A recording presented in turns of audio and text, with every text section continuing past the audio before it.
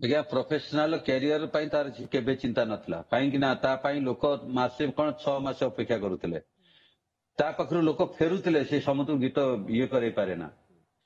Professionally କିଛି କୌଣସି ପ୍ରକାର ନୁହେଁ ତାକୁ ଲୋକ ଶେଷ ପର୍ଯ୍ୟନ୍ତ ବି ଚାହିଁଛନ୍ତି ତାର କିଛି ନାହିଁ ବାକି କହିଲେ ମାନସିକ ସ୍ତରରେ ଦେଖନ୍ତୁ ଗୋଟେ ଆର୍ଟିଷ୍ଟଟା ଯେତେବେଳେ ମାନସିକ ସ୍ତରରେ ରୁଗ୍ଣ ହେଇଯିବ ନା ସେ ତା ପ୍ରଫେସନାଲ ବି ରୁଗ୍ଣତା ଦେଖାଯିବ ତେଣୁ ମାନସିକ ସ୍ତରରେ ରୁଗ୍ଣ ହବା ଗଲା ଏତେ ବାଟ ଗଲା କାହିଁକି ଏଇ ଯୋଉ ଏଠି ପର୍ଯ୍ୟନ୍ତ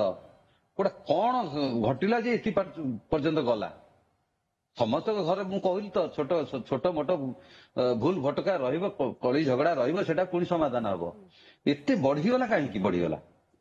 ତେଣୁ ମୁଁ କହୁଛି ଆପଣ ତ ଯୋଉମାନେ କହିଲେ ସେ ଇନକ୍ୱାରି ଚାହୁଁଥିଲେ ପତ୍ନୀ ଝିଅକୁ ଦେଖା କରିବାକୁ ତା ବି କରେଇ ଦିଆଯାଉନଥିଲା। ହଁ କାହିଁକି କରି ଦିଆଯାଉନଥିଲା କାହିଁକି କରି ଦିଆଯାଉନଥିଲା ସେଇଟାକୁ ମୁଁ କହୁଛି ଏବଂ ଆପଣ ଶ୍ରେୟାକୁ ବି ପଚାରି ପାରିବେ ଯେ ତା ଝିଅ ତା ବାପାକୁ କେତେ ଭଲ ପାଉଥିଲା ଏବଂ ଇଏ ମଧ୍ୟ ତା ଝିଅକୁ ବହୁତ ଭଲ ପାଏ ତା ମାନେ ତା ଜୀବନ ଠାରୁ ତା ଝିଅକୁ ସେ ଭଲ ପାଏ କିନ୍ତୁ ସେ ଚେଷ୍ଟା କରିବି କାହିଁକି ଦେଖା ପାରୁନଥିଲା କିନ୍ତୁ ସେ କିଏ ଶ୍ରେୟା ସେମାନେ କିଏ ଯୋଉମାନେ ଦେଖା ମୁଁ ମୁଁ କରିଦେବାକୁ ଚାହୁଁନଥିଲେ ପରିବାର ଭିତରେ ଦୂରତା ବଢାଉଥିଲେ। ମୁଁ ସେଇଆ କହୁଛି ମୁଁ ତ ଜାଣିନି ଆପଣ ଇନକ୍ୱାରି କରିବେ ଯଦି କିଏ ଥିବ ମୁଁ ଜାଣିଥିଲି ତ ମୁଁ କହିଦେଇଥାନ୍ତି ଏଇ ମାନେ ତାକୁ ଅଟକଉଥିଲେ